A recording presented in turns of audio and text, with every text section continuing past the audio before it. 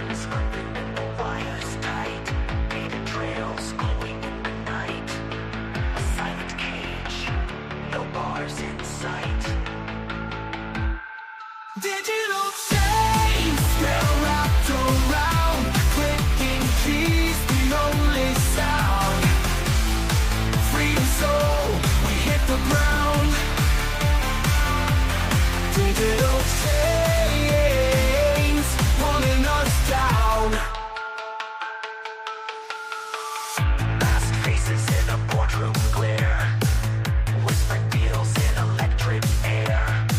Golden hour, they don't play fair. Is it genius or just a scheme? A nightmare dressed as a dream. Digital chains, they're wrapped around, clicking keys, the only sound. Freedom soul, we hit the ground. Digital chains, pulling us down. Is it genius or just a scheme? A nightmare dressed as a dream. Digital chains, they're wrapped around, clicking keys, the only sound. Freedom soul, we hit the ground. Digital chains, pulling us down.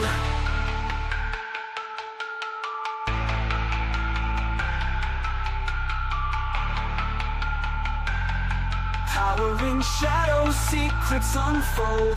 Truth is a story somebody sold. Who's the master? Who's the pawn when the light's gone?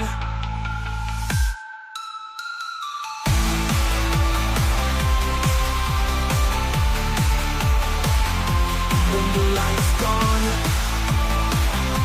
pulling us down. Digital chains, pulling us down. Pulling us down.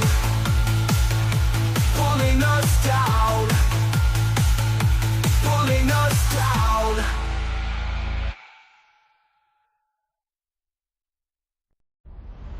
A wound that healed but never fades. A beast with heads where shadows wait. Crowns of thorns, crowns of gold. Stories written but never told. Do you see, do you hear the whispers crawling near? They rise, they fall, they fade to be. The truth in lies, the mystery. I know their words, I know their names. Bow down to none, the fire remains. A synagogue of hollow stone, walls and ropes, the seeds are sown. The serpent speaks with a silver tongue, a choir of curses unsung, unsung. Do you feel, do you hear the reckoning drawing near? They rise, they fall, they fade to be. The truth in lies, the mystery. I know their words, I know their names. Bow down to none, the fire remains.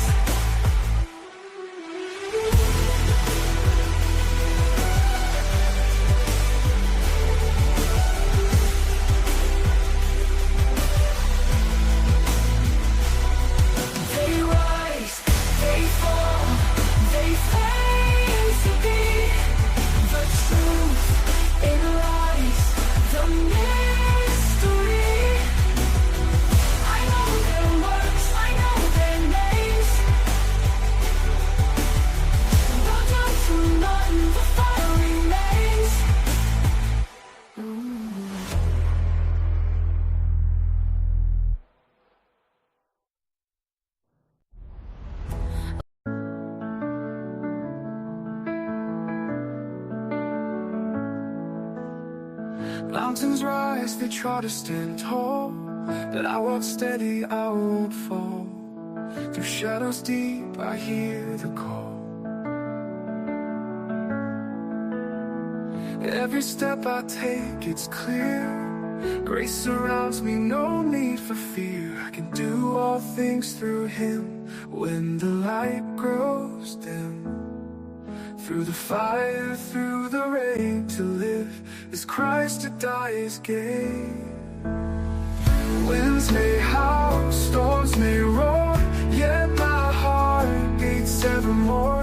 For I know what I'm living for.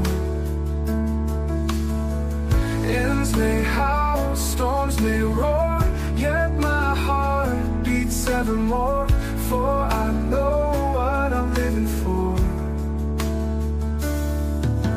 Chains can break, walls can crumble, even when the ground may rumble. Hope remains, it won't be shaken. A promise made, never forsaken. Every step I take, it's clear. Grace surrounds me, no need for fear. I can do all things through Him when the light grows dim. Through the fire, through the rain, to live is Christ, to die is gain. Winds may howl, storms may roar, yet my heart beats evermore. Through I know what I'm living for. Hills may howl, storms may roar, yet my heart beats evermore. Through the fire, through the rain, to live is Christ, to die is gain.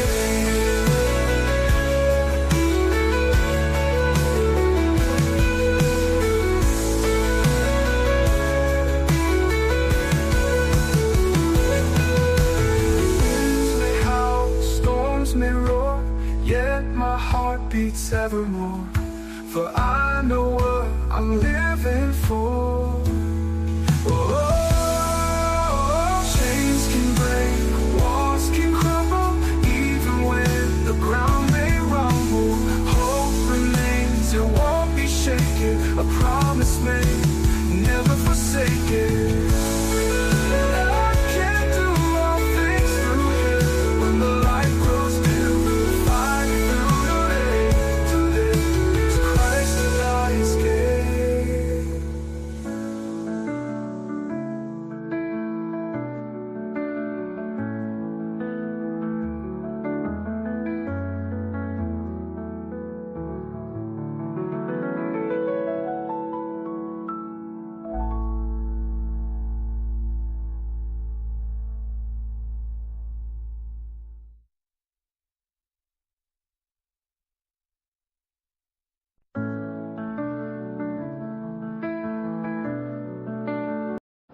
No walls to divide us, no chains to bind, no names to separate what's yours or mine. We stand together under one bright sky.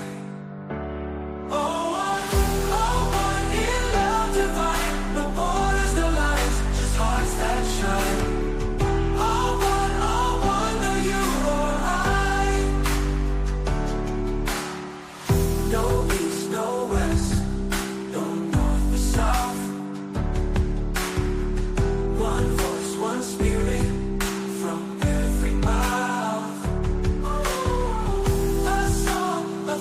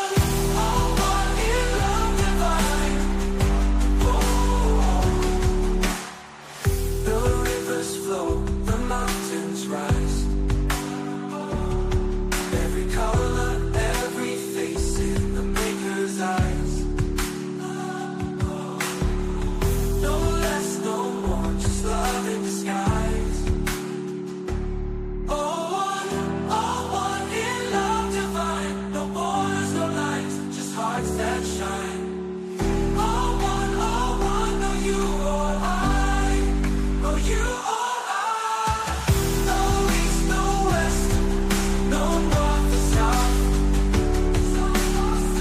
One voice, one spirit, from every mouth, every mouth.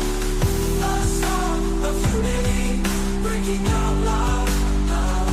Every heart beats the same drum, every soul under the same sun. All one in love, divine. No borders, no lights, just hearts that shine. All one, no you or I, no you or I. The rivers flow, the mountains rise. Every color, every face in the maker's eyes, the maker's eyes. No less, no more, just love in disguise. No walls to divide us, no chains to bind. The mountains rise, every color, every face in the maker's eyes. No less, no more, just love in disguise.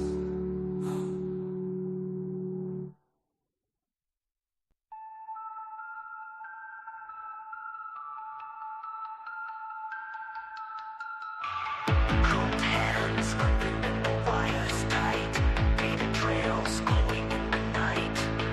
A silent cage, no bars in sight. Digital chains, they're wrapped around. Clicking keys, the only sound.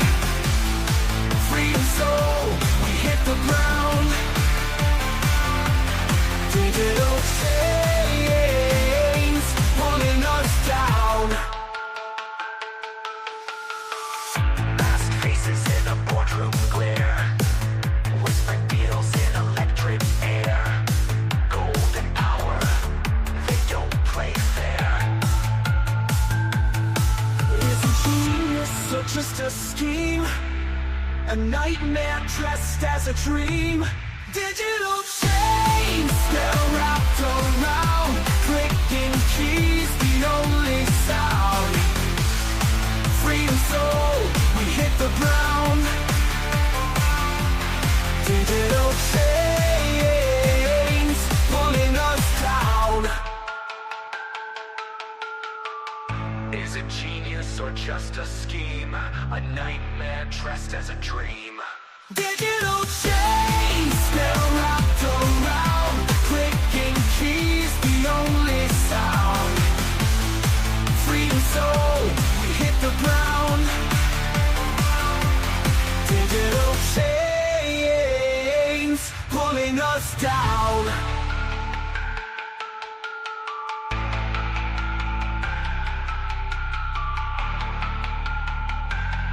Power in shadows, secrets unfold.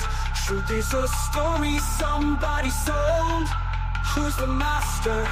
Who's the pawn when the light's gone?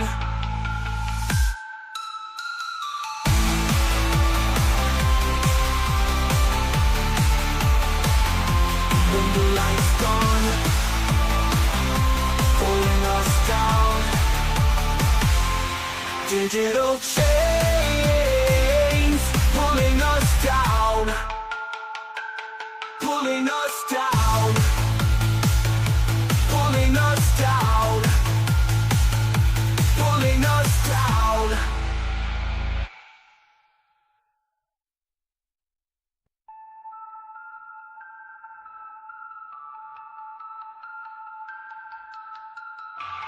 Cold hands, unbendable wires tight, painted trails glowing in the night. A silent cage, no bars in sight. Digital chains, they're wrapped around. Clicking keys, the only sound. Freedom soul, we hit the ground. Digital chains, pulling us down. Masked faces in a boardroom glare, whispered deals in electric air. Golden hour, they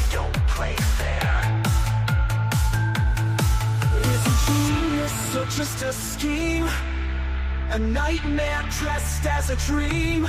Digital chains, they're wrapped around, clicking keys, the only sound. Freedom soul, we hit the ground.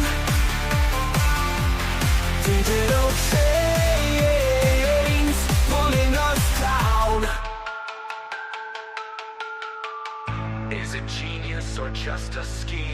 A nightmare dressed as a dream. Digital chains, they're wrapped around, clicking keys, the only sound. Freedom soul, we hit the ground. Digital chains, pulling us down.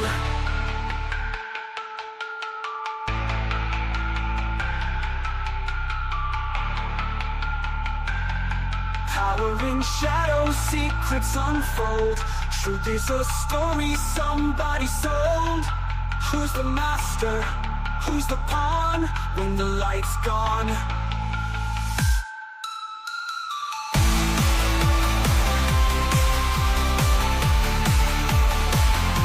When the light's gone, pulling us down. Digital chains, pulling us down. Pulling us down. Pulling us down. Pulling us down.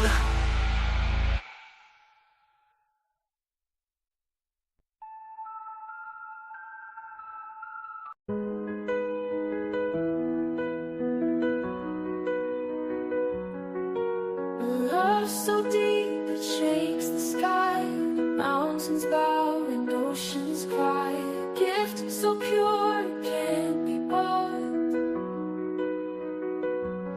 For God so loved the world, He gave His only Son. Believe and never fall, eternal life for all. The stars they shine to light the way through every night into the day. Grace unending calls your name. For God so loved the world, He gave His only Son. Believe and never fall, eternal life for all. The stars they shine to light the way through every night into the day. Grace unending calls your name. For God so loved the world, He gave His only Son. Believe and never fall, eternal life for all. Through the valleys, through the storm, a love like this will keep you warm. No greater gift, no greater call. He gave it all. He gave it all. For God so loved the world, He gave His only Son. Believe and never fall, eternal life for all.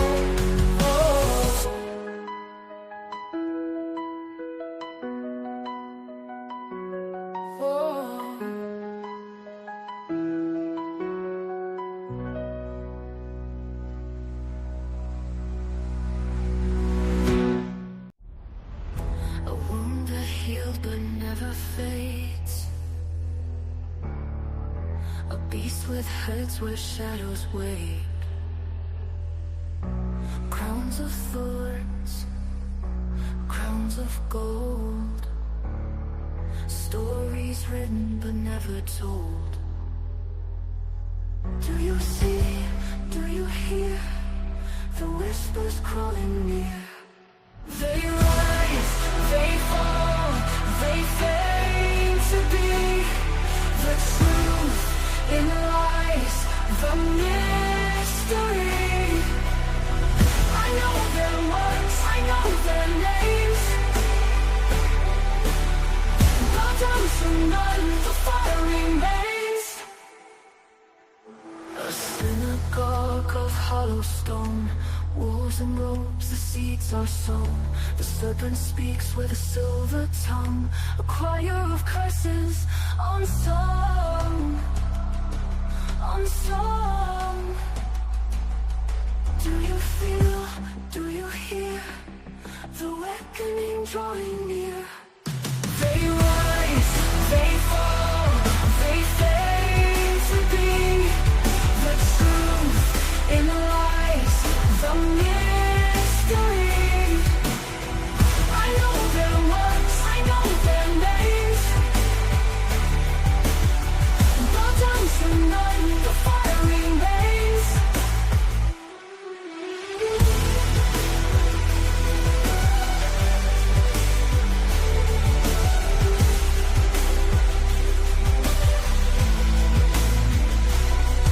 They rise, they fall, they fade to be the truth in lies, the mystery.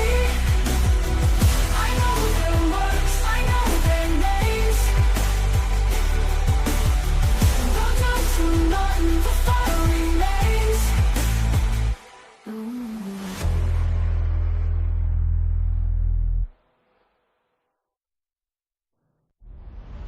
A wound that heals but never fades.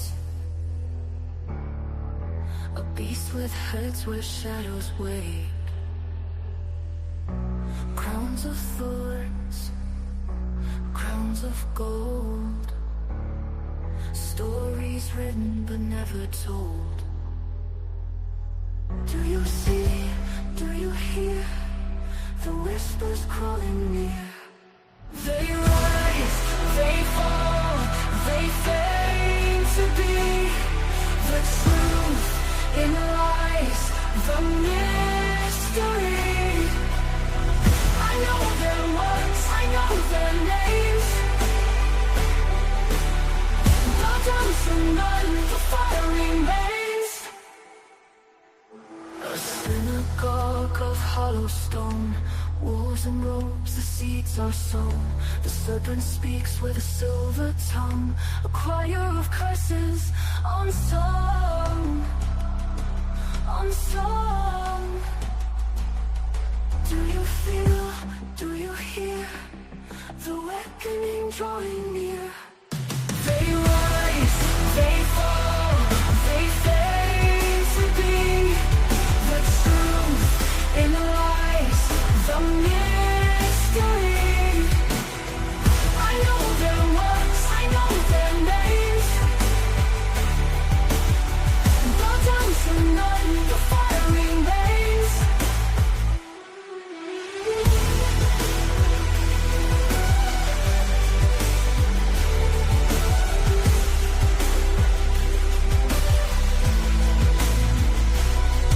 They rise, they fall, they fade to be the truth in lies, the mystery. I know their works, I know their names. Bow down to none, the fire remains.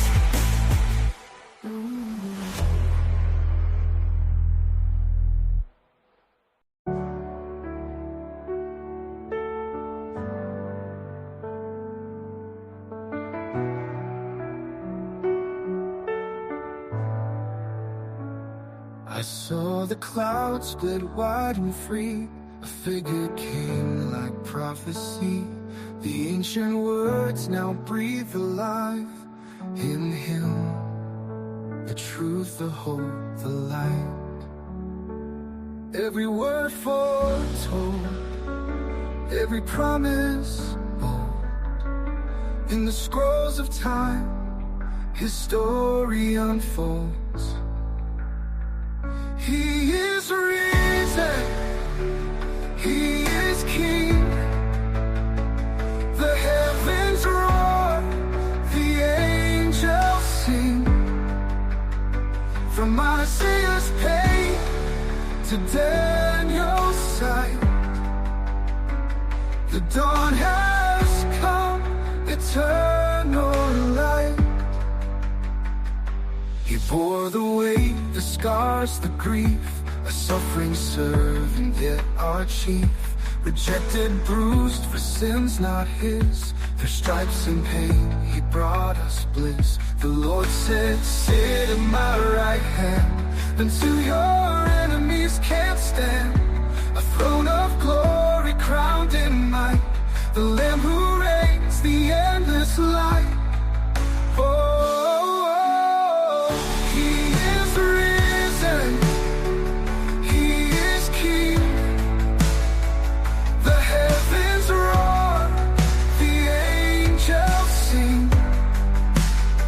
From Isaiah's pain to Daniel's sight, the dawn has come, eternal light.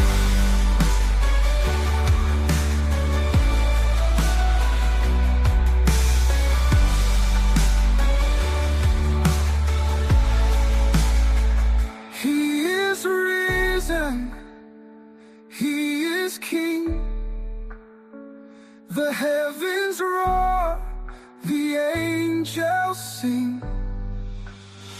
From Isaiah's pain to Daniel's sight, the dawn has come, eternal light.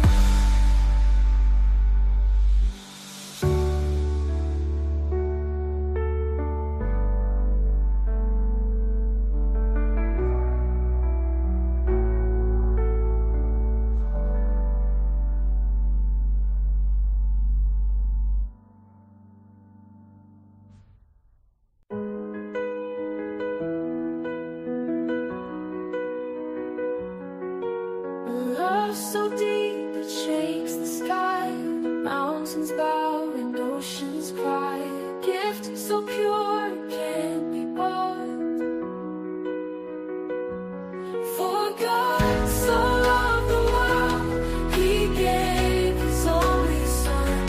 Believe and never fall, eternal life for all. The stars they shine to light the way through every night into the day.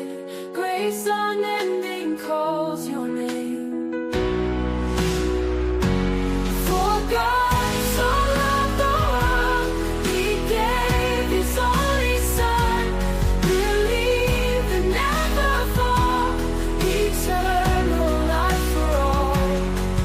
The stars they shine to light the way through every night into the day.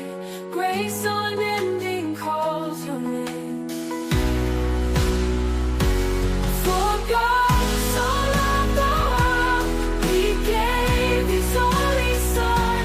Believe and never fall, eternal life for all.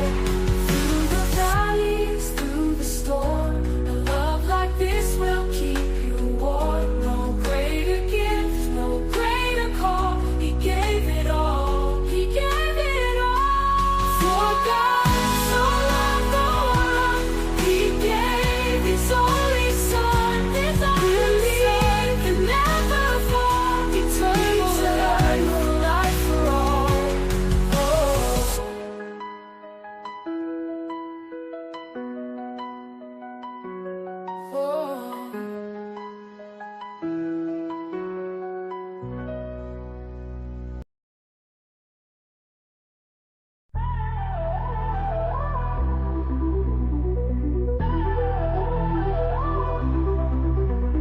Welcome to a brand new wave, drowning out the noise that's tame.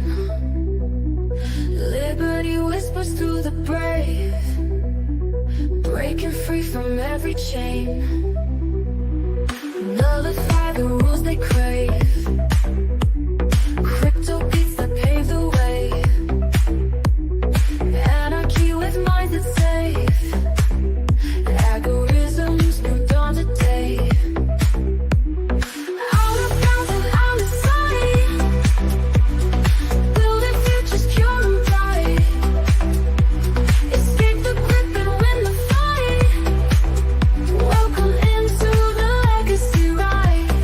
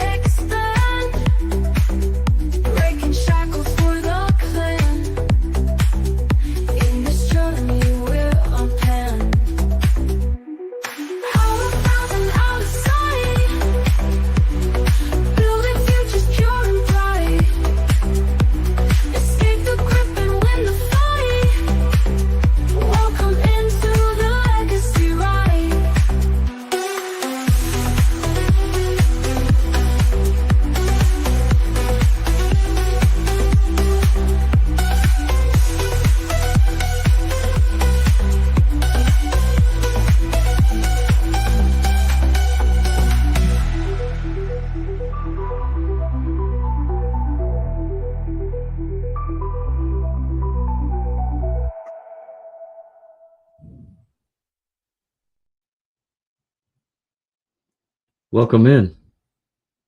Sorry about the music. Hope you enjoyed it while we wait. I don't know what the hell's going on. I'm waiting on Andrew. Hopefully he pops in. Greg soon. But until then, let's just jump into this bitch.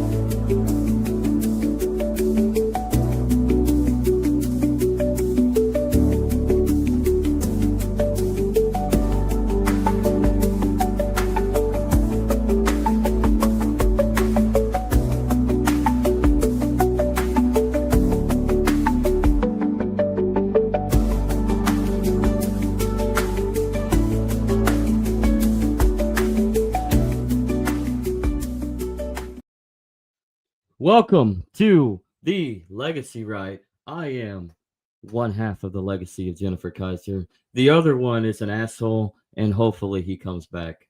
Hopefully he comes back and fulfills that legacy. I'm not talking about Andrew here. I'm talking about my brother. Um, what are we going to talk about today? We've been on the Law Zero trek.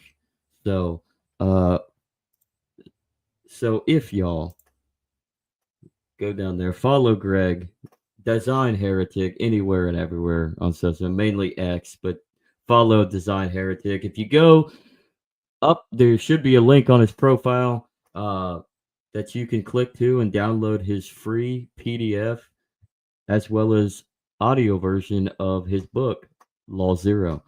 So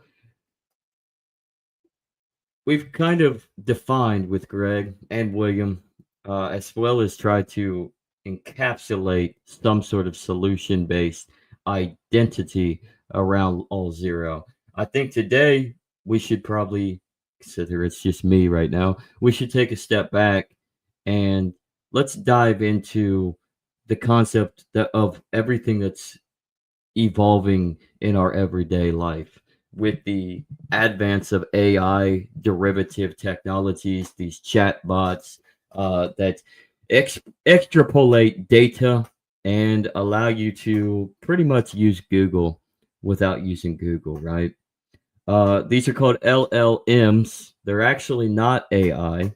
They're not really an artificial intelligence because they link more into the past of what data has already been collected. So they're extrapolating everything that is on the information highway now.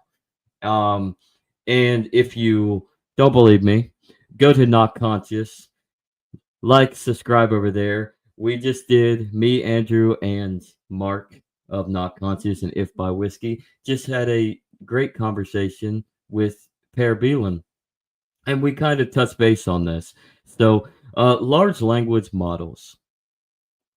Is it truly AI? Is it truly an artificial intelligence, or is it just? Is there just a dependency for these models of the human touch? Can we obviously advance this and get into a supreme, superior intelligence apparatus of technology and eventually lead into generative artificial intelligence and inevitably what is it yeah, so yeah, AGI, and create something that's more, and what will that inspire for humanity in the future? That is in the works, and that's always going to be in the works, and minds think alike, and you use technology as the tools, and yes, there is going to be inevitably a true source of I think that's where law zero comes into play. How do we use it? How do we use it to our benefit without destroying ourselves? Because remember, these are all tools. And if you're a market based connoisseur like I am, you want to utilize tools and adapt to those tools and entrepreneurially pursue to the benefit of society in the production orchestrated towards what society needs and wants to better society. Are we going are we going backwards or are we going forwards? That is soon to find out. I think the backwards idea around generative AI and the use of LLMs now would be that we are effectively not using the tool to its full potential, and inevitably we are dumbing down a populace to utilize these LLM models to make human beings not critically think or even do research for themselves. So effectively, you're just expanding Google search, but people are staying in their own realm of their own echo chambers within their own prompts within these models. And so you're creating a conversation effectively with yourself. You're creating these AI models to reflect you. And that's probably not a good thing because then you're just stuck in your own little echo. You're not really learning. You're just repeating, and you're having these models repetitively explain what you've already know and staying within that bubble. So that's my retarded take. But let's go ahead and jump into. I have a short little video, ironically created with AI or LLMs, that implies Law Zero and the AI dilemma. So let's watch that, and then we can discuss.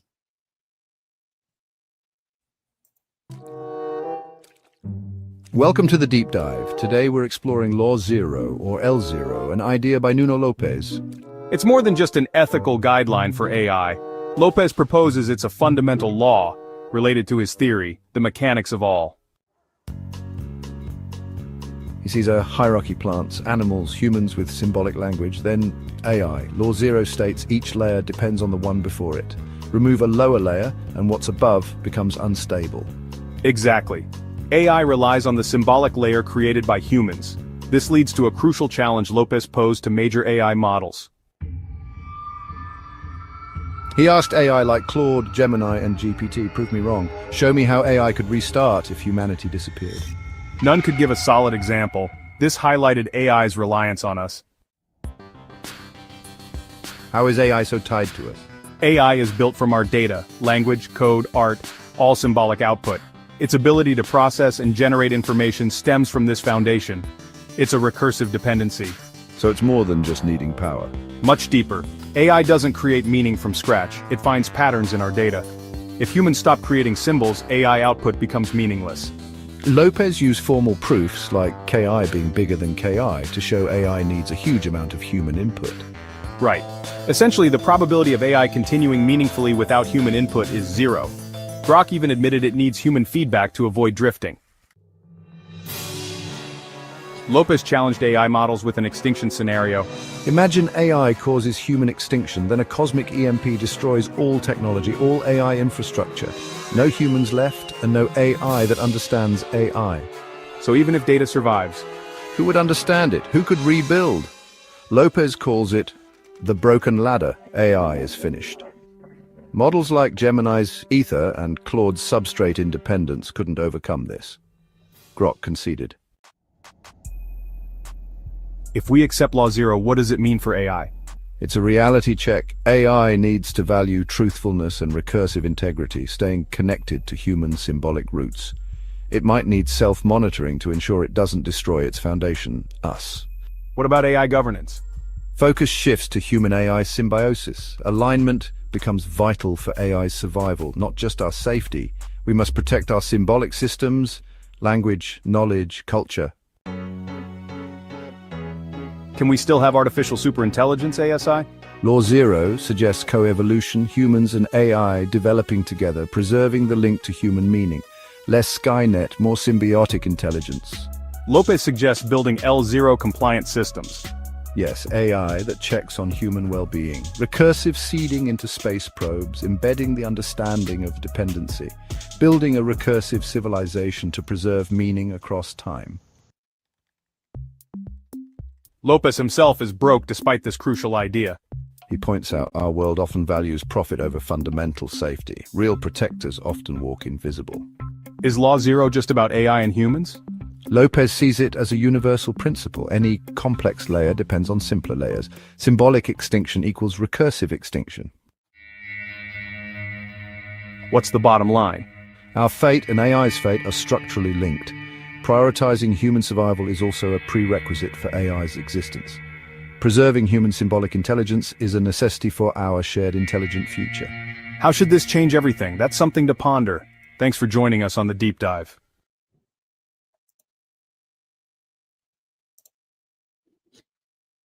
Very interesting and a little short like that. Generative AI, large language models, eventually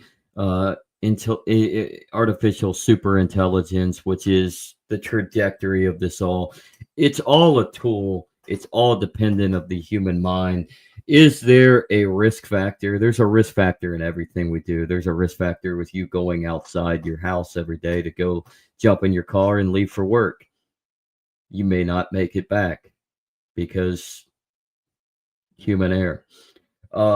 AI is relatively dependent on the intellect of humanity. I mean, if it isn't for humanity creating and innovating these capacities for the AI models to be able to think and create. I mean, I don't even, create's a bad word. In fact, I think you need the human touch to create, but to expand, you need the human touch. So like without the interdependence of humans, you give AI independence, somehow it advances rapidly to the point where it destroys us all, if that is the future that is in store for us. What would happen with the data driven through all the years of creating these networks? It would most likely cease. Like, who is driving the recourse of all these AI systems? Human beings, human minds. And I think the element of it all in how to govern this new trek through the technological industrial revolution that we're on now, the new industrial revolution, is simply put combining the human apparatus with the AI or the technological apparatus, to combine the two. We need each other because nothing's perfect.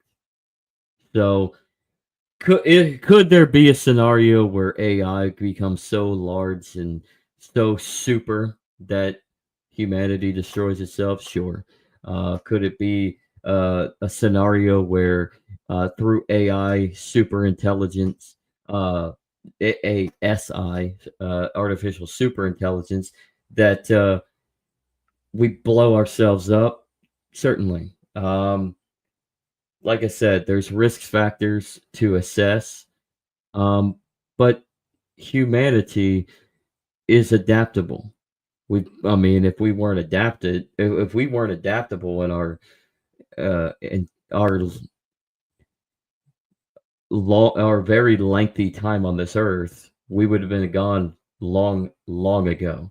I mean, we should have probably extincted ourselves 2,000 years ago. Just throwing out a number there. So, like, I think human beings, we use tools to our advantage. And yes, will things get a little dicey and a little nihilistic and people are going to lose jobs to AI? Sure. Just like as technologies advance, you have the symbolism of the quote unquote blue collar crafts and the agrarian culture that is depleted to a certain extent because of advancing technologies in that realm. AI is going to make certain white collar jobs effectively disappear, but within that realm, you're also going to expand on those jobs to a certain extent. So you're going to be productive in one realm and then innovate to be productive in another realm. So, in my opinion, we're both dependent of each other, technology and humanity. Now, that doesn't mean that you should go and stick a brain chip in your brain, Neuralink, whatever the hell you want to call it. Maybe you should. I don't know. Maybe that'll be maybe becoming one with technology could help you. I don't tend to believe that, but you never know. Um, Perhaps that is the trajectory that we're living through and forging our way into. That's our path. Uh, there's pros and cons to everything, man. So, but where do we stand with AI? That's the question I'll ask. For every question that we ask, there will be another question to ask. Nothing will ever be answered. That is the journey of life. So, and if we're not pursuing knowledge, then we're never going to know anything. And oftentimes, within that knowledge, we're just going to be asking more questions. That's just the philosophical truth. For every one question we ask, we get two questions as our answer, and we may never get our answer. And what does old retard news have to say? Albania just elected an AI representative. That's kind of scary. But honestly, maybe that isn't scary. Actually, you know why? Because humans are kind of retarded. So, speaking of retard news, everybody, let me find it. I can't find it. Oh, for all your retarded meme news, follow retard_news on X. For the real news, the truth in memes and retardedness. So, uh, but with that, let's learn a little bit about large language models and why LLMs aren't effectively AI. It is, but it isn't. GPT or generative pre-trained transformer is a large language model, or an LLM, that can generate human-like text. And I've been using GPT in its various forms for years. In this video, we are going to, number one, ask what is an LLM. Number two, we are going to describe how they work. And then number three, we're going to ask what are the business applications of LLMs. So let's start with number one. What is a large language model? Well, a large language model is an instance of something else called a foundation model. Now, foundation models are pre-trained on large amounts of unlabeled and self-supervised data, meaning the model learns from patterns in the data in a way that produces generalizable and adaptable output. And large language models are instances of foundation models applied specifically to text and text-like things. I'm talking about. No, that's what I'm. That's why I want to pause this and just comment on that. LLMs, they extrapolate patterns within the data that has already been collected. Whereas if you expand into an artificial intelligence regime, the AI, being the artificial intelligence that it is designed to be, will inevitably learn. But to a certain extent, all on its own, but to a certain extent, they're both learning through patterns. The difference is you have he said self-supervised, but is it truly self-supervised if you still need the human prompt? So, I mean, the human prompt of the human mind putting in your data for the large language model to extrapolate the defining information that it's seeking and that you're seeking through its model. That's how it's gathering all this, gathering all of its information from patterns of you and your prompts and the data that is already there. So it's effectively in the past, whereas AI is the future. So where do we come in to meet the present? Where does AI and LLMs meet in this balance of a centerpiece for the now? Because LLMs have to grab from the past. And by grabbing from the past, it's patterns that you as a human being make. Oh, shit. GPT in its various forms for years. In this video, we are going to, number one, ask what is an LLM. Number two, we are going to describe I hit the wrong button. Sorry, guys. how they work. And then number three, we're going to ask what are the business applications of LLMs. So let's start with number one. What is a large language model? Well, a large language model is an instance of something else called a foundation model.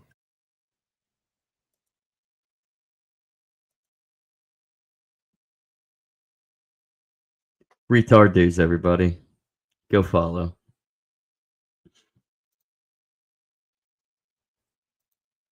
Now, foundation models are pre-trained on large amounts of unlabeled and self-supervised data, meaning the model learns from patterns in the data in a way that produces generalizable and adaptable output. And large language models are instances of foundation models applied specifically to text and text-like things. I'm talking about things like code. Now, large language models are trained on large data sets of text, such as books, articles, and conversations. And look, when we say large, these models can be tens of gigabytes in size and trained on enormous amounts of text data. We're talking potentially petabytes of data here. So to put that into perspective, a text file that is, let's say, 1 gigabyte in size, that can store about 178 million words. A lot of words just in 1 GB. And how many gigabytes are in a petabyte?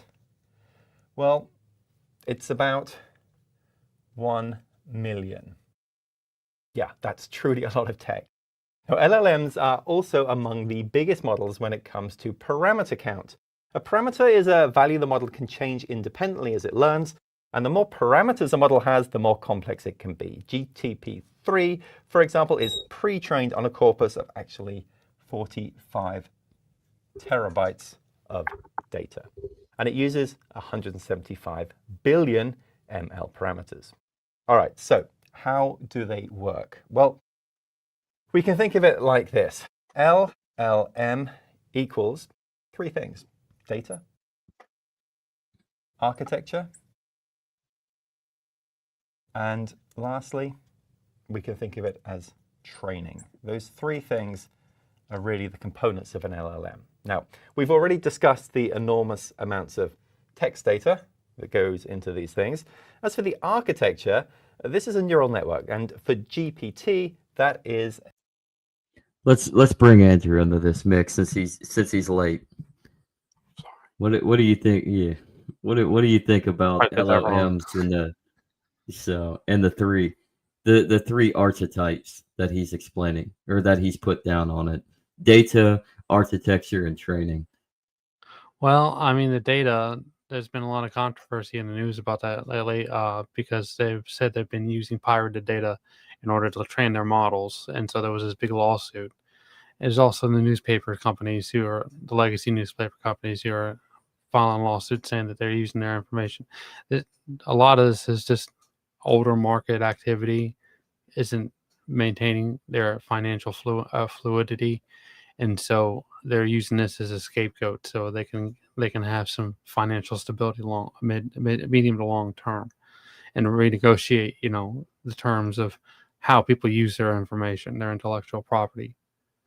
As for the architecture, they've been working towards this for probably about, 15 years now, and they're targeting an attempt to, like, the synapses of the brain.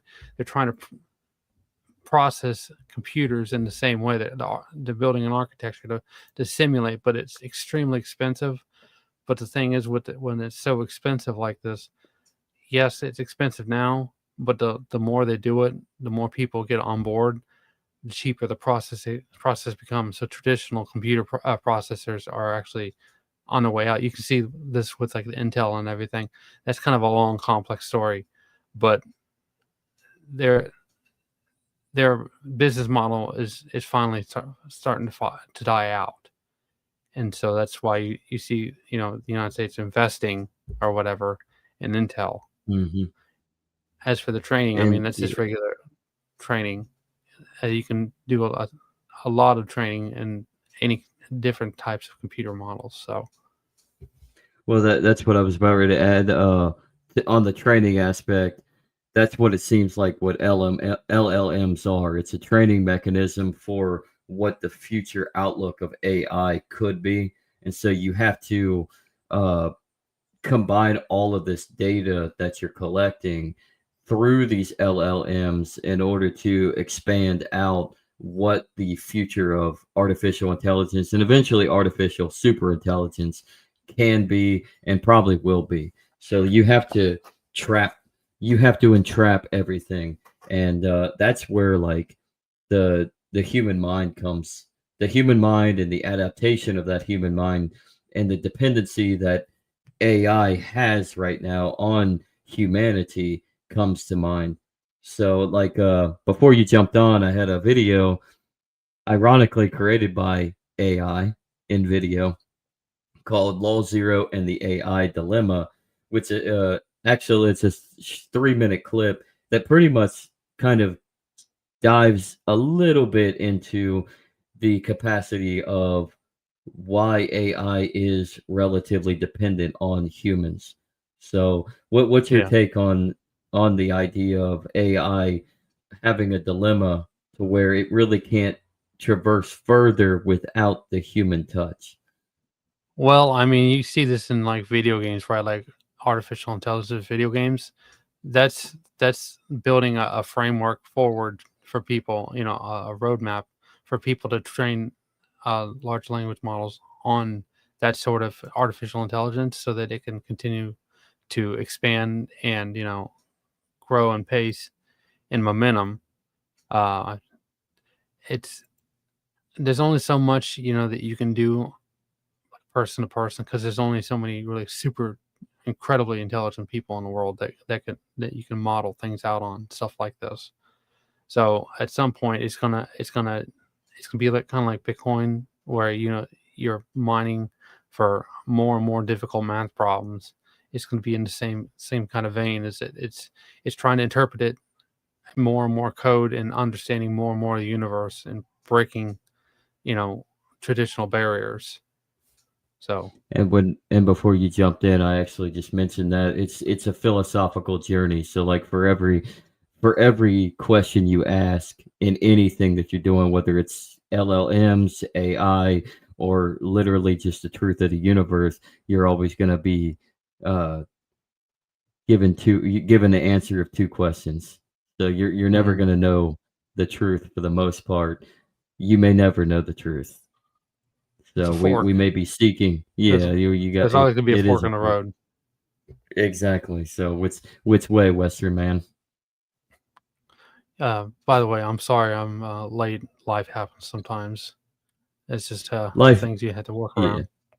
yeah. Like life happens. We were supposed to hopefully have Greg back.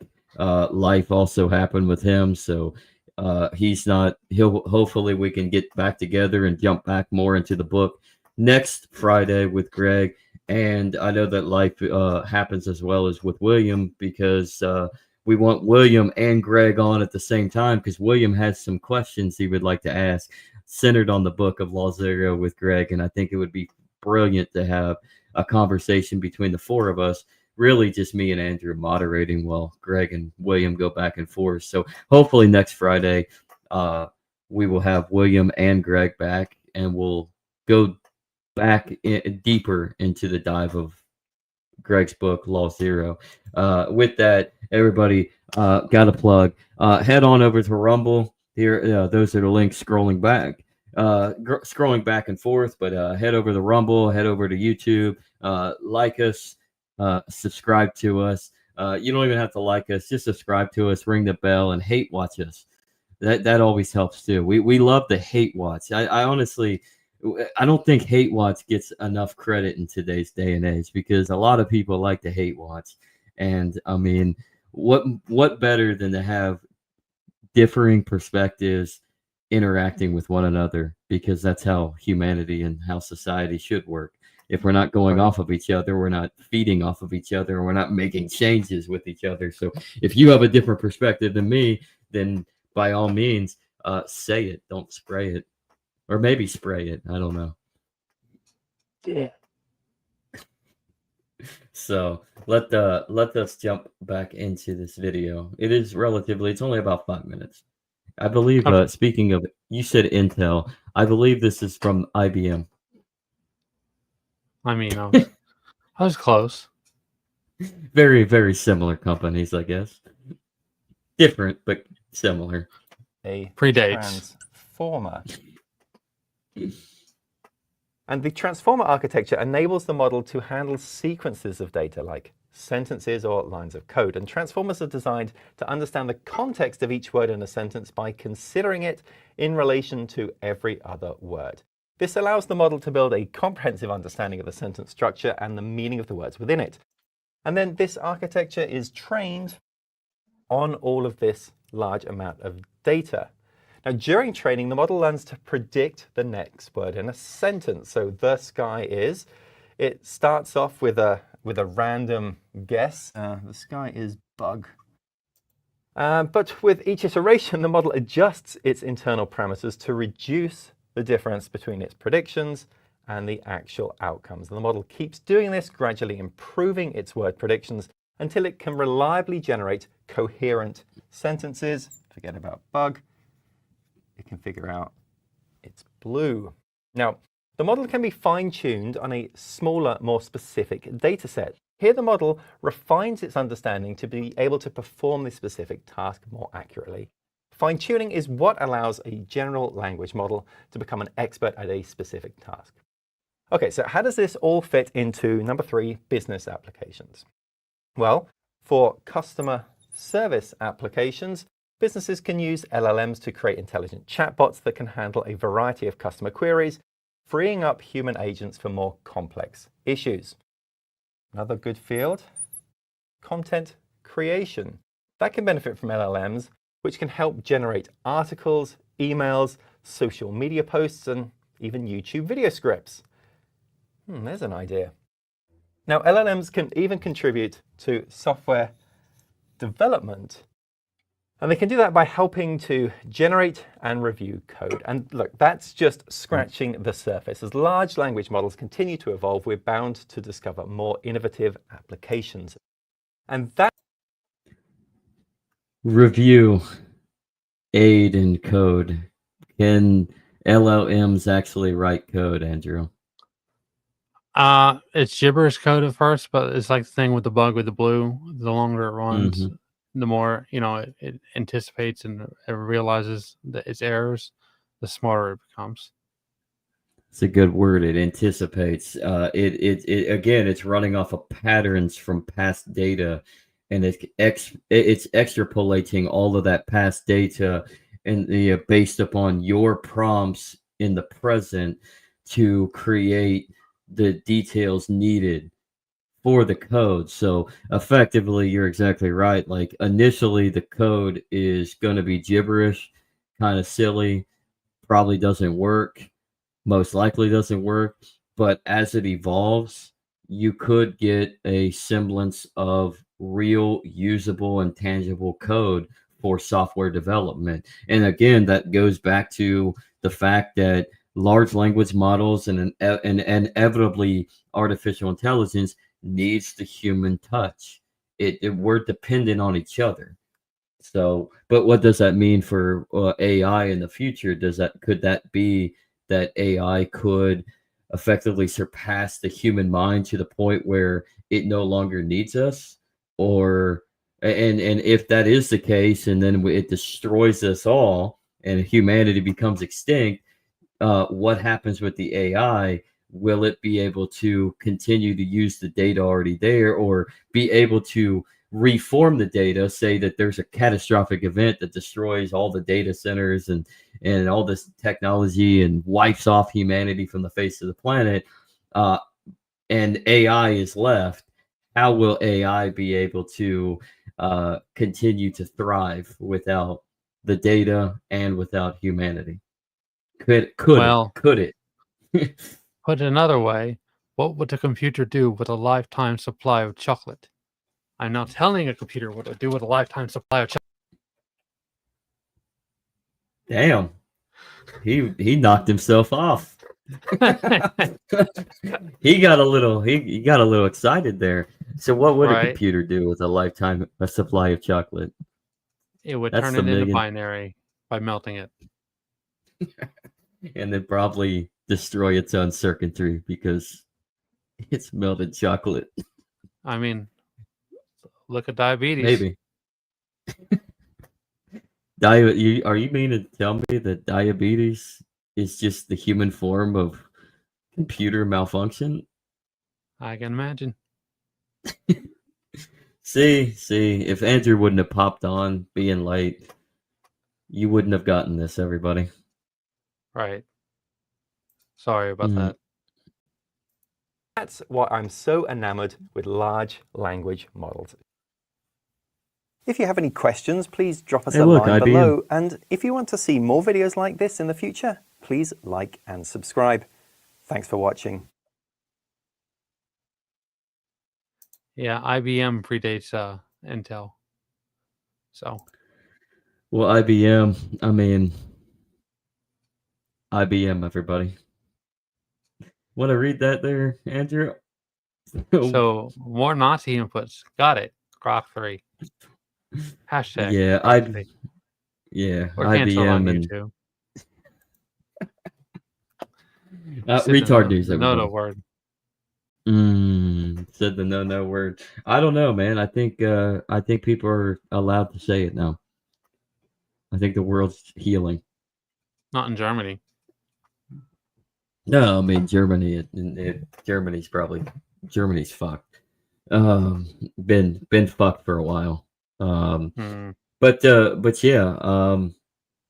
Where do we go from here? Like let's take what IBM just gave us on LLMs and where AI's trajectory could go, and let's apply that with Law Zero. How does Law Zero apply when it comes to the framework of LLMs and inevitably artificial super intelligence, which is the next stage that they're working on? Well, I mean, right now we're really kind of limited by the hardware we have. So, in a way, that's going to build towards a bigger push for supercomputers and better graphics card. You can see that with China and everything, is that they're trying to create their own, and so that's an application of Law Zero. Is that by trying to limit availability, you're pushing the other side to adapt and liquidate their financial stability to try to jump the curve. And who was hurt in this scenario The people in the China. most? I mean, obviously the people who are barely making it and not trying to uninstall themselves in Apple factories anymore. They've remedied that though. The people that trying but to I mean, uninstall themselves. you don't think they'll find a different way? Is what I'm saying. Is that Oh, people are going to suffer people. more? But I mean, you're in China, you're suffering as it is. Well, people also adapt very frequently. I mean, as I said earlier, everybody before Andrew jumped on, like if human beings didn't adapt and innovate within their own lives, we probably don't exist 2,000 years ago or 3,000 years ago, 4,000 years ago. Like if we're not constantly chasing a drive to within our experiences on this life to better human societies to better our purpose here, we we end ourselves, period. But are we in a drive to where our innovation has have we hit the dead end to where innovations are about to just inevitably destroy us anyways, or are we going to continue to strive and innovate as the technology advances?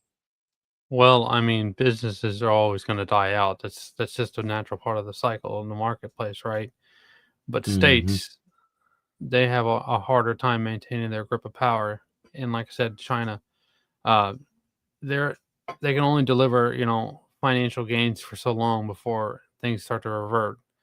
And with that being said, the next thing to go is pride and their nationality, right? Their nationalism. Mm. And so they're going to have to make a risky gamble with that. They have really bad tensions with like India and Taiwan and everything.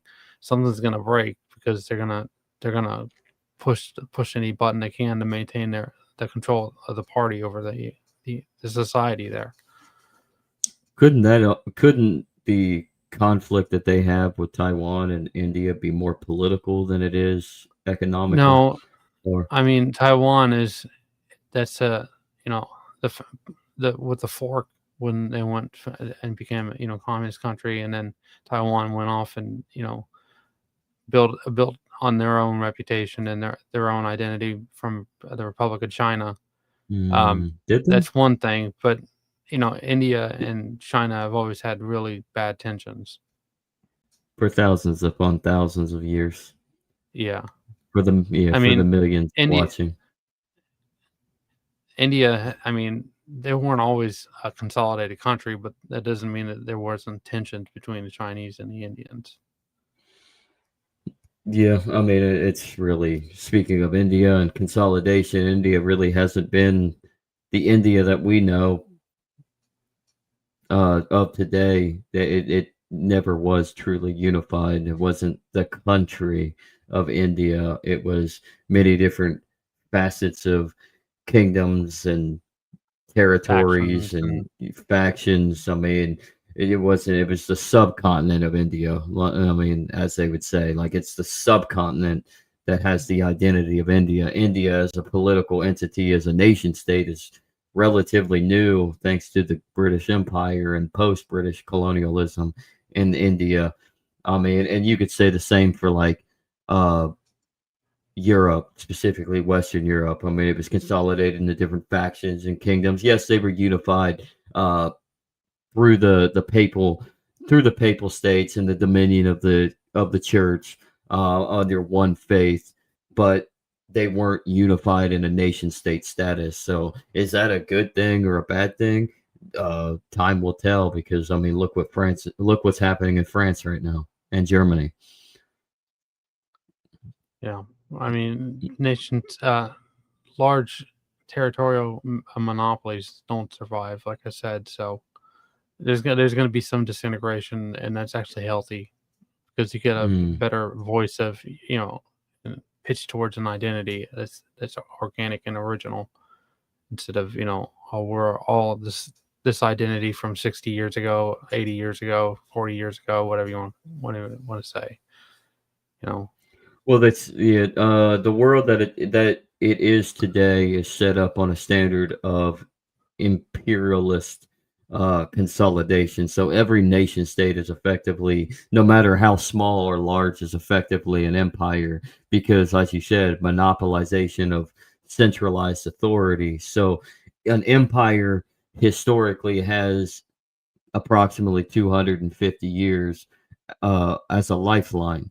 So their expiration is about 250. What a coincidence! The United States is coming up to 250 years next year. Of course, you could theoretically say, well, that's just 1776. So, so hasn't really reached the 250 mark with the United States Constitution and its constitutional authority as a nation state. But regardless, 1776 to 2026, 250 years. France as a nation state of its own right uh, really hasn't even surpassed 200 years. Um, Germany as a nation state in its own right really hasn't surpassed 50 years. Or I mean, realistically, you could say 30 years, because 1991, when at the fall of the Soviet Union, the reunification of East and West Germany in 1989 with the fall of the Berlin Wall eventually led to the fall of the Soviet Union. I mean, so Germany, as its reunified nation state in its imperialistic consolidation, is not even 30 years old, barely 30 years old. So, I mean, so perhaps we've gone the wrong trek in society and in our culture today in the world for how nation states are to act. I think the idea of consolidating power through political means and centralizing to a centerpiece authority in a capital has created a lot of oligarchical pursuit, a lot of influence through lobbyists, a lot of the old world dictates of influence from old aristocracy and new aristocracy alike, creating new aristocrats through market influences. The market is a good thing, but there are also cons. There's always going to be a negative because there's a risk in everything you do. And so that is, in effect, why you're starting to see a significant collapse, because we've built up so fast, so rapidly, to the point where it's just a house of cards. And what happens with a house of cards? It doesn't matter where you pull the card. It could be the bottom of the foundation, or it could be or it could be in the centerpiece, or even at the top. I mean, just one little touch, one little light touch, and that house of cards is fallen. There And goes the we're penthouse. there goes the penthouse. I guess theoretically you could take the penthouse off and still have the House of Cards tower. But I mean, most people go from the center anyway. So you pull from the center, which is what we're effectively all doing in our society and our culture today. The foundation's the only thing that's left is the foundation, really, and that's just crumbling. So where do we go from there, and how does AI, LLMs, and AI, and the capacity of embracing the application of Law Zero help us distinguish that mark in society's decadence? Well, I mean, you can't anticipate the future. That's what, markets are all about, is an attempt to anticipate the future. That's how some people become millionaires and some people go bust. But Mm, when the system disintegrates, that's when all, a new foundation's laid, and you see all these different projects and ideas pop up, and it kind of feeds back into what I just said, is that you're going to have some people go bust and some people are going to be stupid rich, very successful. And I is think that going to be that's just you, the Andrew? Are I you don't know. I mean, I'd hope so. are you the millionaire? Are you hiding stacks of cash in your book closet right there? Andrew's in a Yes, closet, everybody. it's hyperinflation, just like in Germany. Which Germany? The Germany of now, or the Germany in the 1920s? What's the 1920s. difference? What's the difference, anyways? The mark One's backed is by worth. one's backed by other parts of Europe. Mm, both? Oh, Just actually, depends technically, on voluntary versus violently. I mean, mm, even though the euro is kind of violent in its ways, well, the euro is overt, consolidating. it's Yeah, covert. I mean, and if you really want to look at it with how the euro does, first off, it runs parallel with the United States dollar as the reserve currency attached to the commodity of oil, the petrodollar. But on the same element, the euro is only as powerful, only as valuable as its main leaders within the source of the European Union. And that, ironically, is Germany. Germany became the powerhouse of the Eurozone, and Germany is falling apart. Same with France. France is falling apart, ripping itself to shreds. So as they kind of deplete themselves and collapse from within, what does that do for the euro? Well, it certainly doesn't make any Napoleon guys, that's for sure. Maybe it does, unless the Napoleon is Tommy Robinson up in England, and he's basically, from what I hear, he might actually just be a Mossad plant. Yeah. Well, last I heard, he's the next king, so you better be respectful. Is he? He's gonna be the next. He's gonna be the next king. You He's mean making enough noise. I don't know if he's a king of inheritance, but he certainly could be an Oliver Cromwell, Hmm. which really He's wasn't a de- good thing either. He's They ended up definitely getting making a a lot of king. noise. So, he is making a lot of noise. I think I think a lot of his noise has a lot more to do with the presence of everything that's going on. And I don't know if it's real. I don't know if his noise is actually real. I could be wrong. Maybe he is genuine, but I don't You've really never believe been anything. there. That was very, very horrible. You've never been there. Have you ever been there? Go get me a Maybe one of cookie, those. Arthur. Arthur, I need to talk to you, Arthur. Over here, Arthur. Yes. Well, that's not Arthur. Who the hell are you? I'm the new guy. It's an old movie. Mm. Mm. Mm. Mm. Mm. All right, boy. Is the world would the world be better off if we just got rid of technology to begin with? No, I don't think so. Should we all just become Luddites for the capacity of how the rapid advance of technology has centralized and consolidated the great monopolies of statism and their oligarchical partners that have created a new aristocracy within the realm of uh, neo-feudalist style of governance that is probably worse than medieval feudalism. You could actually earn your freedom, everybody, in medieval feudalism. I think we'll watch a video about that. Go check it out. Yeah, I think we did. I think we did. It's on Legacy News. But what is your take on that one? Should we I all become mean, Luddites?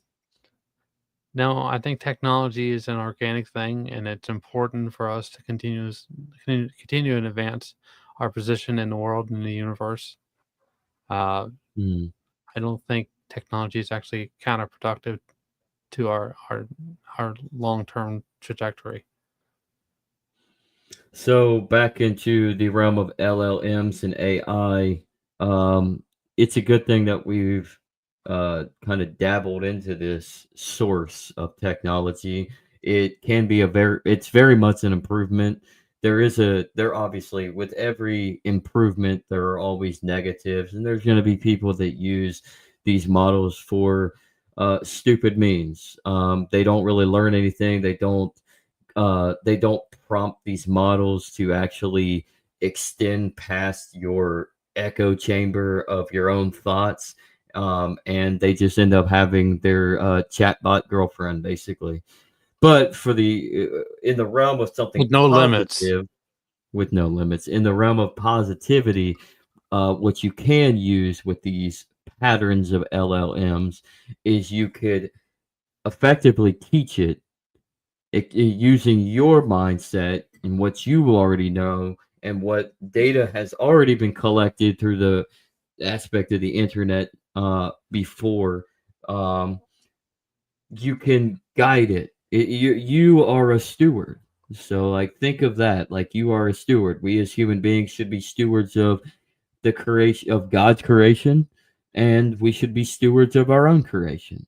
So let our technology reflect that of creation within the natural scope of things. So be market applicable. Yeah. I mean, even though you have entropy, it doesn't mean it doesn't produce something useful. And I mean, it- entropy. Did I say it right? I'm retarded, Yeah. everybody.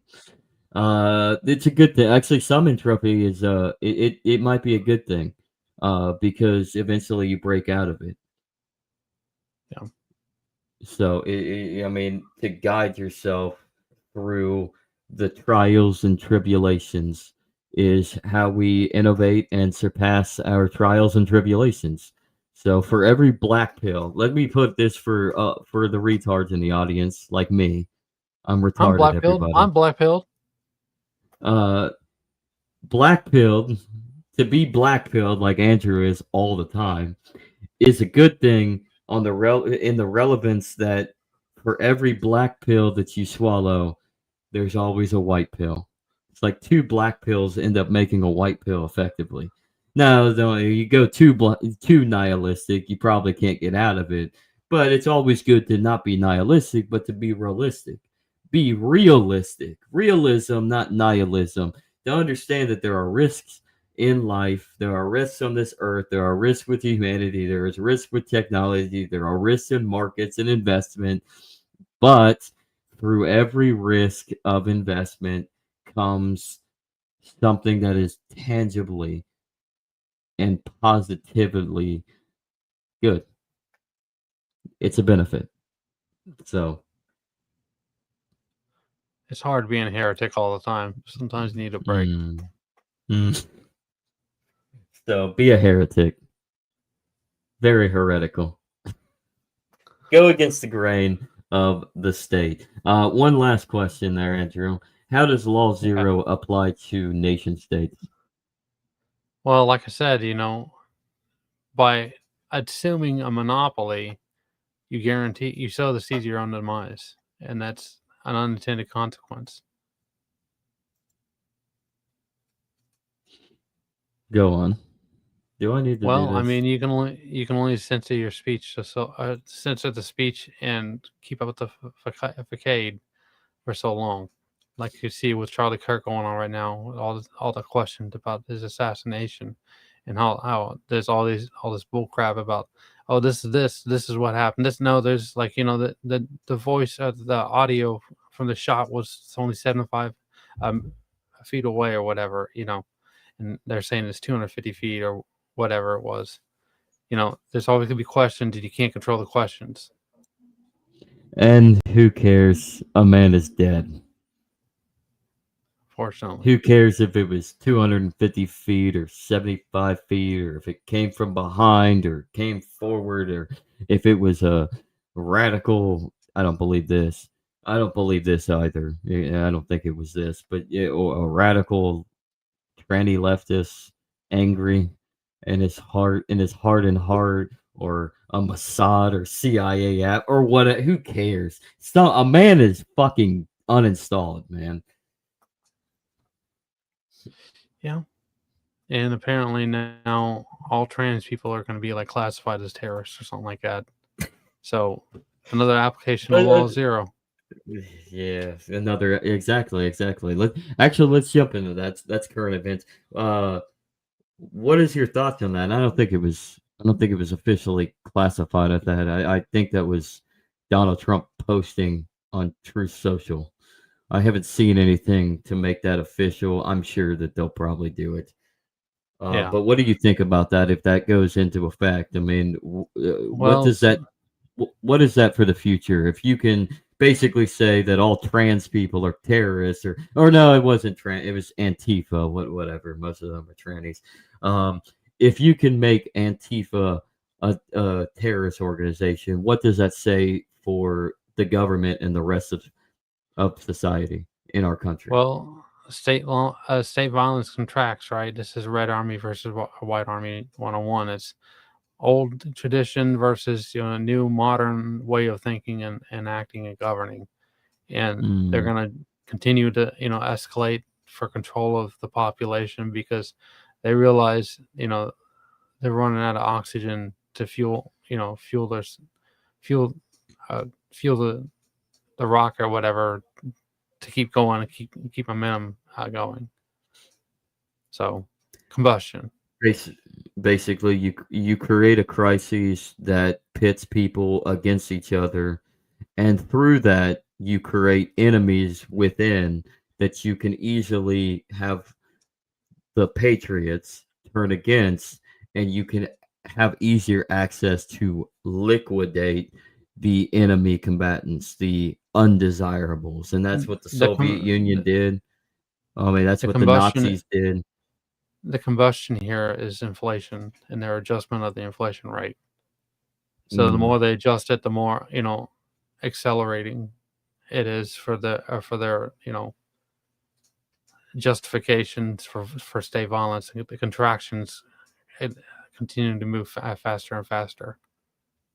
Like the justification of the Ottoman Turks liquidating, what was it, like 1.5 million Armenian Christians. But we don't talk about that. That didn't happen, everybody. Hmm. I don't think the United States officially recognizes the Armenian genocide. I think that has a lot to do with Israel too, because Israel doesn't. Excuse me, Belgium. Belgium doesn't recognize the Armenian genocide either. It's the Kind of Hughes, makes. Hugh Hefner, Hugh Laurie. It's the Hughes. It's the Hughes. They're Jewish, right? I'm just going off of what J-Reg said. That's a good video. Go check it out. Oh, J-Reg. Hilarious. J-Regular. Anything in current events that kind of collaborates with Law Zero right now, Andrew? What's going on, Kurt? Well, like I said, the more they try to control the narrative, the more unintended consequences are going to come out of that. So, Candace Owen just posted a picture of that guy that said that shot Charlie Kirk, and so that's going to spin it in an unintended way. I'm sure there's something will develop from that. And you'll have people that hate Watson and go their direction. You got people that are adoring fans that will go on that perspective, and you basically are just we're in a very divided time. Thank you, social media, honestly. Thank you, government. Thank you, Operation Mockingbird, which still exists, everybody. Doesn't matter what the CIA says or doesn't say. Right. It happened. And they declassified it to a certain extent. And they say it was a planned op. But have you ever seen the cable news, the legacy media? Operation Mockingbird to a fucking T. Look at Hollywood, right? Whenever there's a video or a movie or whatever about war in the Middle East, they're always going to get the accurate perspective from the CIA and the FBI and all that. So I don't know. It's always some kind of psychological operation that you just can't seem to get away from, because they need your participation. They need you to believe the system and everything's legitimate and there's no questions and you're a conspiracy theorist.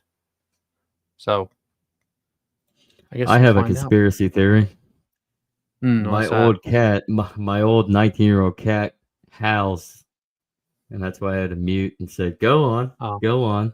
Yeah. I think the conspiracy theory is it's always when I'm recording too that she starts howling. It's a revolving door. Yeah. 19 years old though, and she's going blind and she's senile, and I'm really struggling on whether or not it might be time to just have some mercy on her and put her down, but at the same time I don't want to put her down because I think it's cruel, but at the same time maybe it's more cruel to let her live. She's 19 and senile and blind and deaf, but I love her. Yeah, that's rough. Yeah. So, but and to transition to that, is it time to put down the government? I don't see any disadvantage. I would one more. I keep on saying last question, but how does Law Zero effectively work in the realm of, say, a national divorce concept. And I don't mean a national divorce as in like north goes one way, south goes another, west goes another, states divide. I mean a real divorce where like how many counties do we have, Andrew, in this country? I Like mean, 3,000? I something think like it's that. more than that. I think that there's no way. There has to be more counties than that. Because yeah, in 50 states. Anyways, we have like I guess like over 3,000 counties in the United States per state. Why not have a national divorce of the counties on the localist level, divorcing from the states, inadvertently divorcing from Washington? And Well, so top how would that work? How would Law Zero apply to that? And go on with a what you were top going to initially say. top down, decision on breaking up the country. You can see that kind of in what happened with the Soviet Union and Germany, right? You start very shortly, and then it just escalates, and the whole thing falls apart. It's a house of cards, and there's no Yeah, way to House. really anticipate that. How exactly it's going to consolidate. Some parts of the country are just going to be ready. Other parts are going to be really fucked over. So Mm, it's and some people are just going to go back to the way things were.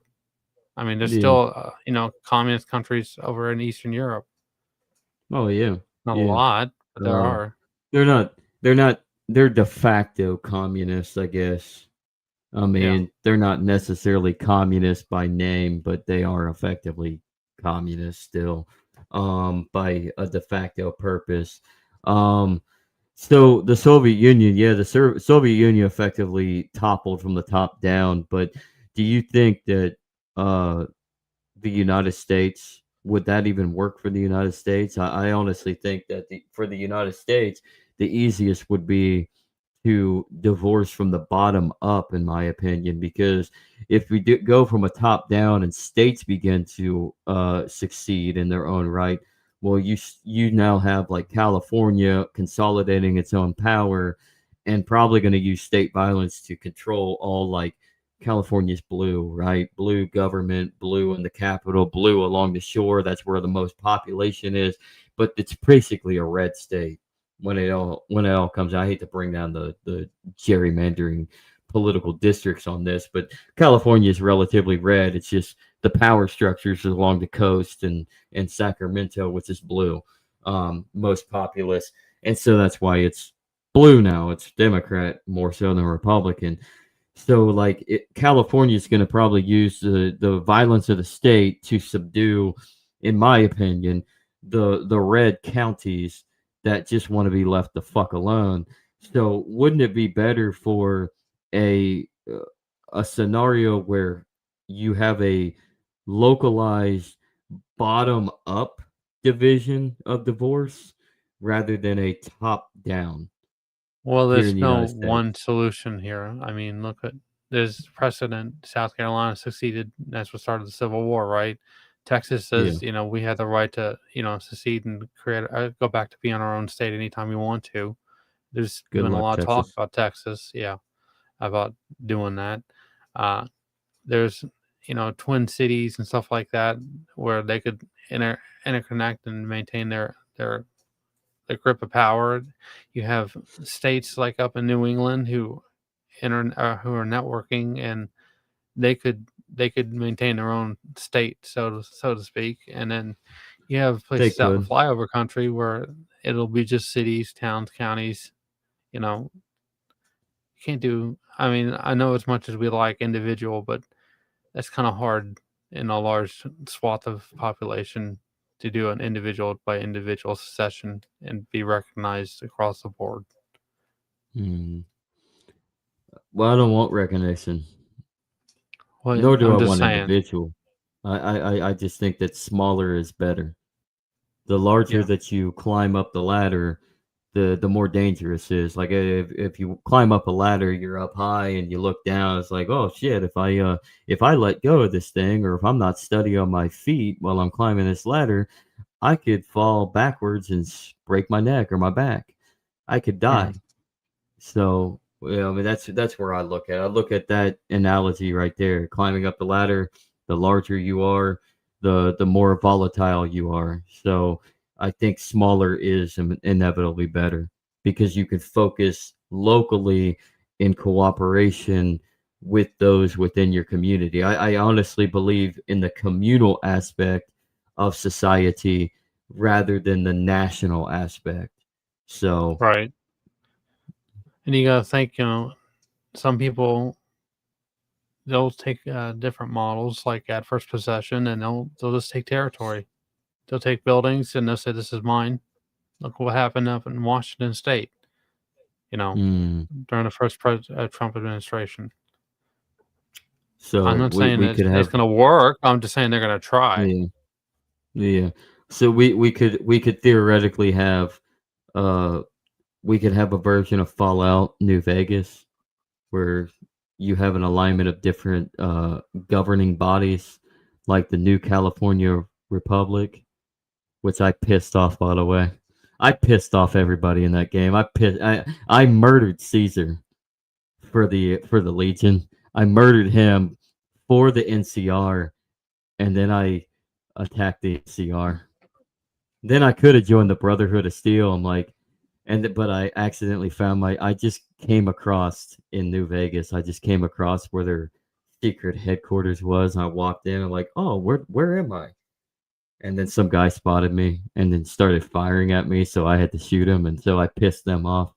So I'm like, well, I kind of screwed myself. So I'm just gonna go over and I'm going to I'm gonna assassinate dude, upload the little virus to the computer, or upload Yes Man into the computer, and I'm just gonna take New Vegas for myself. And I'm just gonna go this way. I'm gonna go out for my own. You do that, I'm going to lay claim to Afton, Wyoming, where I used to live. But no, like we could have a scenario where, like, speaking of the NCR and the Fallout universe, where you have different societies, like the New California Republic is basically just a rendition of the old U.S. kind of idea, the identity, but in California and Nevada, parts of Arizona, Nevada, New Mexico, I think parts of like New Mexico, the Pacific Northwest, like all of these were consolidated under the California government, the new California regime, and they basically like started their own little country that is effectively, to a certain extent, constitutional. So we Neutrality could comes have at a premium. yeah. Look Of at the course, Mormons. Of They course, had to go out in Fallout. the I middle of mean, nowhere. yeah, of course, if you play the Fallout games, you would think that it would be all peace and harmony, but human beings are human beings, and they like to human, and we have conflict with each other because for some reason we just don't want to get along with each other. We don't want to cooperate. We want to dominate each other. So then you got the enclave that's still around, that is still the uh what's left of Washington, trying to hold on to some sort of symbolism of power through violence, of course. And then you have the NCR and their trope of state violence. You got the Legion, which is like an independent, interdependent, like tribal, like Roman-esque. I mean, and everybody's just out. You have Raiders, independent Raiders. They're your anarchists. They're just going and robbing people, going into towns. You have independent towns that have to like be ready to they can be attacked at any moment. So they have to militarize. So I mean, there's always pros and cons, right? Always pros and cons to how society relegates itself. And I think Fallout actually kind of describes that element of a post world world, a post civilization world, to a T, in my opinion, because human beings are going to be human beings. If we could all just get along, man, kumbaya. I'm going to Indochina. That's where it's peaceful. Is it? Is it really? Is it No, truly because it peaceful? doesn't exist anymore. No. Yeah, I think Indochina is Vietnam, Cambodia, Laos, No. Thailand, We And all Burma, heard what right? happened in Cambodia. Yeah. No, I would like to go to Burma. That would be very nice. It's very, but there's a lot of Muslims down there apparently. They're causing trouble now. So I don't know. There's a Maybe lot down of the road. there's a lot of militant elitist government going on there too. So there's a lot of things going on in Myanmar. You know Anywhere what you else is go, going there's on? negative. The United States and Russia are fighting side by side to fight the Taliban in Indochina. Are there? Don't just trust me. Look it up for yourself. I mean, duh.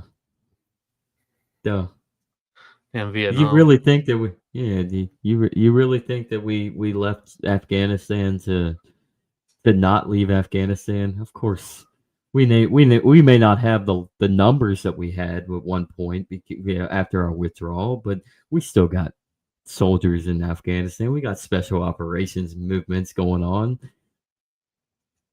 Yeah. And of course we're siding with Russia while simultaneously being against Russia. It's all theater, everybody. It's a smokescreen. It is. It is. It's all smokescreen. For a one world technocratic government led by the Antichrist Peter Thiel and his groomed puppet king of JD Vance. I said it, dude. Mhm. I said it. He is a pimp. Who, Thiel or Vance? Vance. Oh, That's I not was a gonna good say way. I'm insulting the man. I would say more Thiel is the PIMP. He's pimping out Vance within the Trump administration. It's very weird. I saw a tweet by I think he goes by the name Anarchy Dreams. He said something about like the reason like Trump's first uh first term was quite hilarious because it was just this second term is kind of retarded. Now I added, I'm like, no, the first term was hilarious because it was retarded. The second term isn't so entertaining anymore because you're seeing the influence of the technocrats and what they have subverted up on the Trump. They're using the Trump administration, and that's how you get the teal groomed once never Trumper JD Vance, now vice president. Ain't that weird, right? The never Trumper is now the vice president, and he has ties to venture capitalist pursuits with Palantir's own and PayPal mafia founder Peter Thiel, the aforementioned self-proclaimed Antichrist. That's hilarious, by the way. If you don't Right. believe me, go look it up. He literally like called himself the Antichrist. It's funny. Go look it up. Just put into Peter Thiel calls himself the Antichrist. You know what's even funnier is that we're all in a faction with Elon Musk. Well, I mean, yeah. Well, that's the thing. Like the American Party was just a joke. I mean, that was just a joke. It was just to offset things and make some theater political division, and then I mean, it's inevitable. Like Musk must come out and endorse JD Vance. So like, it's not the America Party. It's the technocratic element towards pushing for whom they want as their future technocratic monarchical puppet. These people really want a technocratic monarchy. I mean, Will it'll they be get interesting it? to see what happens. Yeah, will they get it? Who knows? Maybe that's where we need to start pushing the forefront of AI in our own perspective. And I mean, in order to fight back against their AI. Perhaps there'll Right. be AI wars in the future, an AI civil war between technocrats and regular people, regular coders. I got a video Terrorists. that we can watch about open source Linux and stuff like that, and how they're we've already had an episode about this in the past, but more about how they're compromising the open source standard. We'll have to pull it up either next week or in a couple coming weeks. It's pretty interesting. Let's delay. Let's give people something to wait for patiently. Be patient. We'll watch that video probably next week. Actually, hopefully with Greg and William. Anything to say? Let's close out now. Andrew, anything to say about all of this? LLMs, AI, statism, technocracy, the world that it is today, and what it's shaping. What any last words, plugs, We're, rebuttals? we're we're laying the legwork down right now, but you can only do so much. It's gonna have to take some time for us to move forward with another, exciting project. But it is, like I said, it's contracting, so the pace is accelerating, and we're building towards a push for something, and it's going to be either really crazy or really interesting and entertaining. And we got 39 live streaming for little us right now on X right now. I don't know what everything's going through with YouTube or Rumble, but yeah, make sure share everybody, share our YouTube and our Rumble amongst your friends and your family. And but thank you for little old us, Andrew. We have 39 people that are vehemently watching our stupidity. So Right. give yourself a round of applause. So thank you everybody for joining, and we love you. And I hope if you're not watching because you like us or are interested in this, I hope you're watching to hate us, because I love you no matter what. Because my God, Lord I know told I me hate to love thy myself. enemy. Don't hate yourself. But yeah, because love thy enemy, right? So we let forgive, let live, and be tolerant of each other. Be defensive of others and yourself, but be tolerant of everybody. Because honestly, when it all comes down to it, we're all human beings, whether we like each other or not. Let's love each other, because it's through love where we can correspond with each other and have discourse with each other, elaborate on ideas with each other within the marketplace of ideas, carry on with different various perspectives. Because when we're cooperating, we are better as a society. When we're cooperating to compete, we're better we're making society better. When we're just be just slamming each other and being mean and impolite and trying to Going cause into havoc. business for ourselves. Yeah, yeah, we're going in business for ourselves, and that's not really a good thing. So I love you all, and no matter who you are or what your perspective is, I will always love you as Christ intended. So with that, check us out, everybody, on Mondays and Wednesdays for Legacy News and Crypto Wednesday at 5 p.m. Eastern. Check us out every Thursday on World Blockchain Roundtable at 11 a.m. Eastern. And always keep in mind that we come on live and go to the podcast realm at 11 a.m. And then after 11 a.m. Eastern, go straight to the podcast. So if you're kind, go over to Spotify, go over to Apple, or wherever you find the Legacy Ride, anywhere that you listen to your podcast. Give us a review, even if it's a hateful one, because we love you, and that's about it. That's all that matters, man. So thank you all for joining, and yeah, man, I think that's it. I think that's all I have for right now. We're Just almost at 2 remember, hours, huh? be kind. Please rewind. I wish I had something set up like Joe has for Greg and Sean. Right. Be kind. Be kind. Just rewind. So with that, everybody, have a great rest of your Friday. Have a lovely weekend, and like and share. And if you and actually one more plug, man. One more plug. If you're into trying to find your faith, I'm Catholic. I don't care what you are in your Christian. If you're a Christian or not a Christian, if you are a Christian and you're a Protestant, who gives a shit? We're all in this together. We are here for Christ in His name. But I have another channel where I attempt to do some daily reflections upon the gospel readings of the day.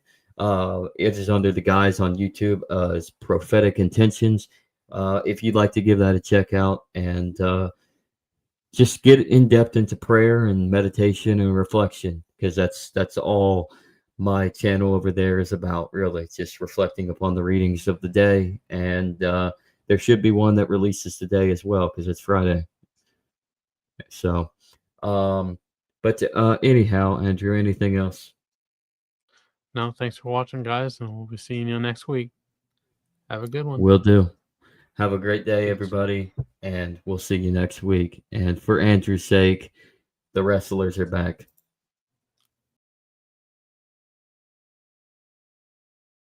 Good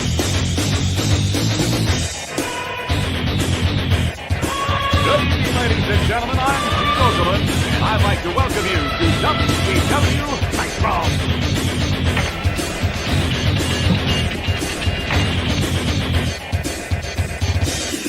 You know, brother, you think you know what it takes to beat Hollywood Hogan, who wants to climb in the ring and try out the largest arms in the world. Hollywood style. You want to wrestle an inch more Ric Flair, you gotta be able to walk that out and style and profile. Woo! You really think you're ready for the spin? You really think you're ready for the Scorpion Deathlock? You think you're ready for a fatal encounter? This is why they call me the total package. Do you have a pain threshold to withstand the butcher rack? Let's find out. Hallo, hier ist Alex Wright. Wenn ihr High-Flying Wrestling Action wollt, Spinning Sidekick, Top Turnbuckle Dropkick, dann nehmt mich. Der Sieg ist euch sicher. Verspreche ich euch. Oh yeah! Watch the flying elbow drop off the top rope. Not only beat people 1, 2, 3, but I hurt him real bad. It only takes one of 1,000 holds. I think you're man enough for the challenge. You better be ready to wrestle, because you know, when you get in the ring with Eddie Guerrero, it's going to be high-flying and exciting. Hey, anytime you feel froggy, man, I'll slap on the buzz killer and rip your shoulder right out of socket. Wolfpack style! Hey, funky boy. Like there's a choice here? Good God! Pick the man with the plan. Pick deep.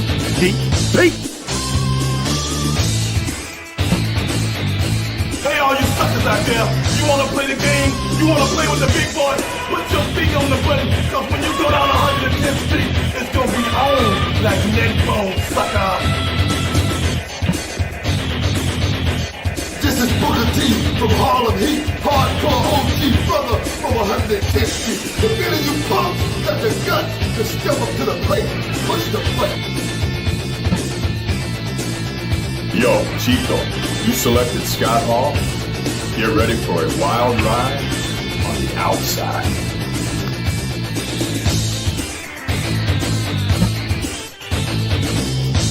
Hey there! How'd you like to get power pop? Come on, take me. I'm begging you, take me.